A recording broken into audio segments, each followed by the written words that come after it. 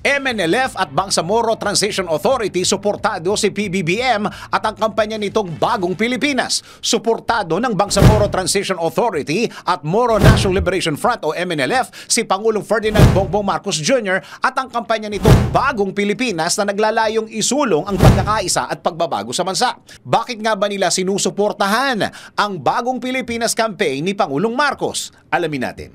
Sa isang statement, sinabi ni Bangsamoro Government Chief Minister Ahod Ibrahim na naninindigan siyang tapat na ipinatutupad ang mga probisyon sa Comprehensive Agreement on the Bangsamoro o CAB o CAB. Tumutukoy ang CAB sa Final Peace Agreement na nilagdaan ng pamahalaan ng Pilipinas at Moro Islamic Liberation Front o MNLF noong March 27, 2014. Tumutukoy ang CAB o CAB sa Final Peace Agreement na nilagdaan ng pamahalaan ng Pilipinas at Moro Islamic Liberation Front o MILF noong March 27, 2014. Bagamat marami pang dapat gawin, sinabi ni Ibrahim na may mga naging malalaking hakbang ang dalawang partido sa implementasyon ng CAB na nakakatulong o nakatulong sa mga taga Bangsamoro.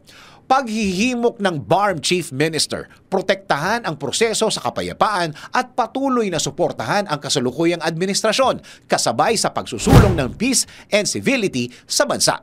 Sa isang mensahe, sinabi naman ng opisyal ng Bangsamoro Transition Authority na si Attorney Suharto Ambulodto na naniniwala siyang posibleng makamit ang kapayapaan at kasaganaan sa ilalim ng Bagong Pilipinas sa pamamagitan ng pagkakaisa at katatagan.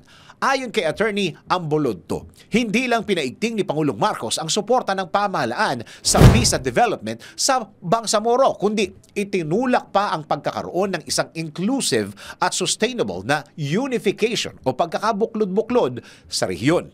Dagdag pa niya, matagal nang nakakaranas ng kahirapan at takot ang mga taga-Bangsamoro dahil sa armadong tunggalian sa rehiyon. Ngunit sa ilalim ng Bagong Pilipinas, bukod sa pagsasabatas ng priority legislations, mas naging epektibo na rin ang paghahatid ng serbisyo para sa kapakanan ng Bangsamoro. Samantala, umapila si Office of the Presidential Advisor on Peace, Reconciliation and Unity Secretary Carlito Galvez Jr. na talikuran ng anumang kilusang naglalayong i-destabilize ang bansa.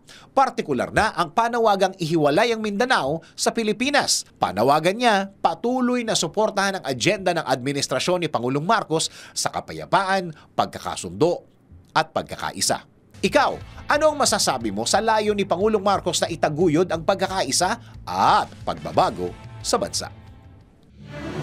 DWIZ Research Report.